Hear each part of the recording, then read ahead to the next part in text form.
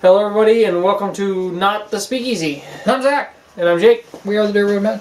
Yeah, we are. Finally reviewing a bourbon that we bought as like maybe the third bourbon to review on this channel, and we drank it all before we could review it. Because it was so good. I actually had a whole write-up on it, and I just had to do another one because I changed notebooks. That's how long it's been. That's how long it's been. Drank a little water coming off of that other whiskey we really just shot. We didn't have the Glencairns either then. No, we did not. A lot more smell on it than, just smelling out of a bottle.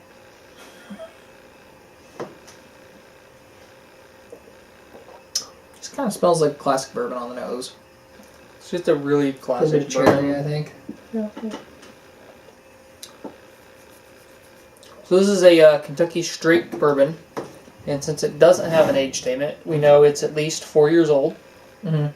I don't see an age statement anyway. No.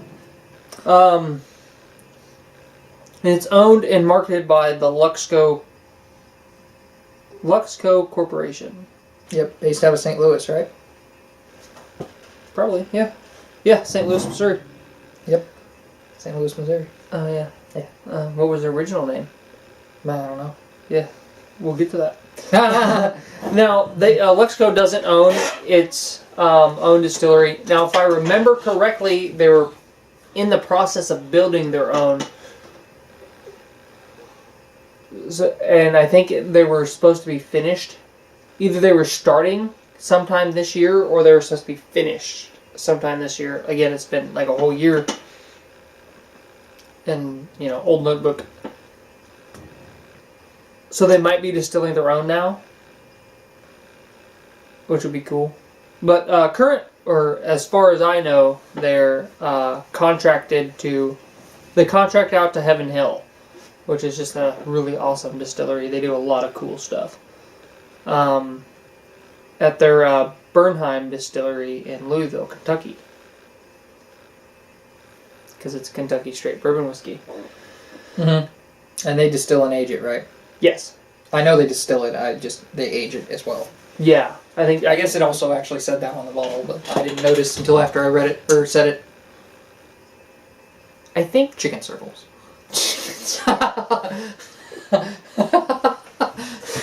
Oh man, I don't talk well today.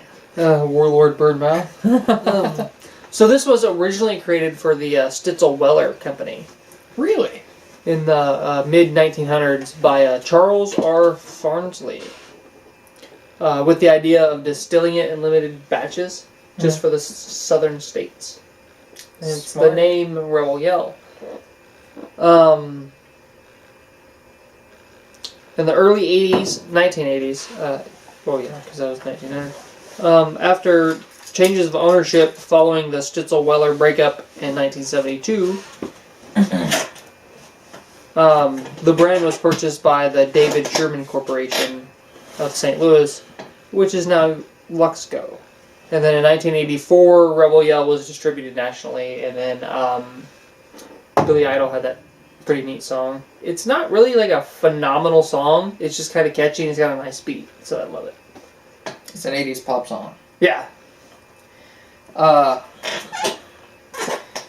Yeah, I'm pretty impressed with it. The first bottle we bought was like $13. Mm-hmm. It seems to have gotten some notice since then. It's gone up to about 16, 17, 18, somewhere in that range. Still under $20 though, but it's more than 15. I've noticed just since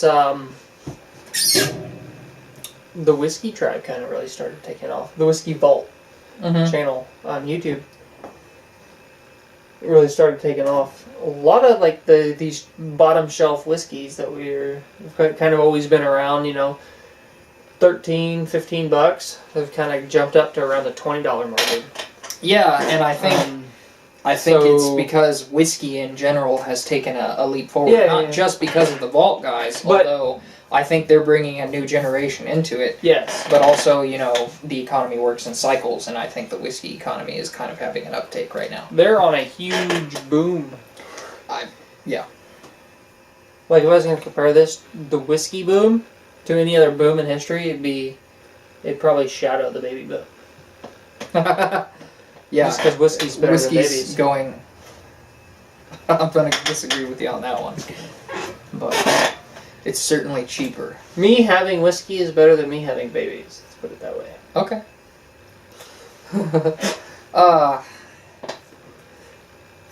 Yeah, what irritates me, especially with Scotch, but it irritates me more with bourbon because bourbon's so cheap around here, is that I keep finding decent, cheapo whiskeys, and then they keep going up in price. Yes, like, the first, like, that bottle of Weller. Yeah, it was like under $15. It was like $12. I think it was like 13. Let's just say like $13.73 after tax. Yeah. And then it bumped up to. It did drop down back down a little bit because it was around. It was like right at like $20.99 around. Yeah. And I did see it today for $18. Yeah, but that was a liquor store that was a lot cheaper than a lot of other liquor stores we go to. On some things are also higher. Yeah, that's true. So, but I just I've been really impressed with Rebel Yell. That first bottle was just so amazing, and I think the thing I really liked about it early on, and the thing that I've noticed about all my favorite bourbons, is they tend to have apple notes as opposed to cherry. Although this one still has cherry, but the thing that this one in particular has that makes me really like it is it not only has like a nuttiness, it has a pecan note that comes out to me as pecan pie. Yeah. Like Bird Dog really blew me away when it did that. It's pecan pie in a glass. Little thing of Bird Dog last night. Mm-hmm. Like one of the little mini bottles, because they were $1, and it was a blackberry, but it was still whiskey. It was still like classified as whiskey. It wasn't a flavored whiskey. It's still over 40%. It was right at 80%, or right at 40%. Yeah, 80% would be correct. 80 proof. 80 proof. Right at 80 proof. 80%. That's stronger than that Bacardi that got me in some hot water a couple years back. Oh man. Yeah. Anytime there is a fireproof topper on your alcohol, you should probably mix that. Or you can run out of shot glasses and drink out of a shot glass that actually holds 3 shots. And then do 3 of those and an Irish car bomb and see how your night goes. Ooh, the flaming Dr. Peppers were fun though. What? The flaming Dr. Peppers? Nothing. Oh man, that was amazing. Who was that? We had flaming Dr. Peppers? Yes, it was Bacardi 151.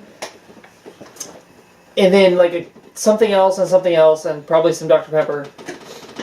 And we lit it on fire because the 151 just... It was like maybe the only time since I was actually 21, like since my 21st birthday, that I think I've gotten blackout drunk. Because our buddy Travis came back from overseas for like a week, and we had one night with a lot of alcohol, and that was that I described as how I started my night. Apparently at some point I had flaming Dr. Pepper. Also, I made some steaks, which I do remember, and then I apparently ate them, which I don't. They were great. My family lost me for an hour. I just disappeared, and nobody noticed for a while, and then my wife was like, "Where the hell's my husband? He's been gone for like over an hour. Nobody knows where he is, and everybody's in here." Oh, that's right. I was passed out behind the wheel of my dad's Impala. There's actually no Dr. Pepper in it at all. We used some kind of like amaretto or something. Oh, I remember what you're talking about now. And then a Budweiser for it. Yeah. And then topped it off with Bacardi 151, and then you light it on fire and then chug it. I remember that now. I did, sort of. I remember us talking about it. One cool thing about even 40% ABV whiskey is when ethanol burns, it doesn't really have a color. Mm-hmm. It's just clear. So you can have a flaming glass of just straight whiskey, and you not have any flames looking at it. And we did that with Jack Daniels. Oh, yeah? It was that when I lived at Mom's before Nora and I got married. Oh, Nora had it on film. We lit it on fire, and me and Momo took shots. But it was on fire, and I didn't realize it, and it started to kind of melt the cup. And it got on my lip. Oh, man. That's funny. Yeah. We finally went off the rails. We kept the last 2 whiskey reviews like in line and succinct. And then just... Yeah. But that's a cool story. Yeah, it is. And, my lips all healed, so... Yeah, Rebel Yell is a really good whiskey you will normally find on the bottom shelf. Apparently it won an award in 2016. San Francisco World Spirits Competition. It won a gold medal. It's an amazing whiskey, particularly for the price. I would recommend anybody keep this in their cabinet. Especially if you have Moochie friends. Yeah, exactly. That's what I was going to say. Especially if you're going to be sharing and you want a cheap whiskey that's still going to impress some people, this will do it. It's a little low proof. It's a little bit thin to the touch. This is another one of those ones that I would really like to find at barrel proof or even bottled and bought. Just a little bit higher. Mm-hmm. Just to maybe add some complexity to it. Hopefully. I wonder if they do like where you can go and like buy your own barrel or... I think their single barrel release is a higher proof. And I almost guarantee that if we had the right credentials, we could. I'll look into that. I'm going to see if they do like a... we can go and like tour their distillery and try it out of the barrel. Yeah, that'd be pretty cool. And then see if you can order some casks at like cask strength. And then even if they tell you, well, you're sourcing it, you can't sell it as Rebel Yell. Like, okay. I'm not gonna sell it. If it's good, I'm gonna just drink it. It's personal consumption. Well, like Proper Number 12 just came out, which is might just be Proper 12, which is Conor McGregor's whiskey. All he did was source from Bushmills. It's young Bushmills. He didn't even do anything creative to it. A lot of people aren't that impressed with it, and I'm like, well, yeah, he didn't play with the whiskey. Yeah, he didn't do anything fun. He just bought something and stuck a label on it. But it is actually Bushmills? It's sourced from Bushmills. Okay. Because I've heard that it tastes like young, watered-down Bushmills, but... yeah. There's a whole bunch of negative stuff, but...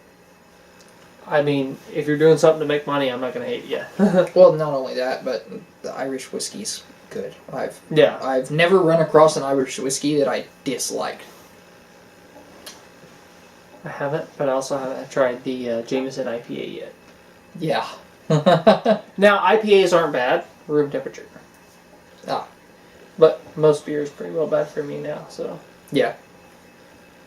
Alright, well, I'm going to give this an 8.5. Yeah. So, honestly, if they could bring the proof up, maybe basically just water it down less. Yeah. Give me a 45% version of this, because I think it would be slightly more complex and interesting. I'm greedy. I want a cask strength. I would love a cask strength, because then I can water it down to where I like it. Yeah. Or just drink it at cask strength, whatever I like. But I can decide where my proof point is. So, but anyway. Till we see you again, I'm Zach. And I'm Jake. We're at Dirt Road Ben.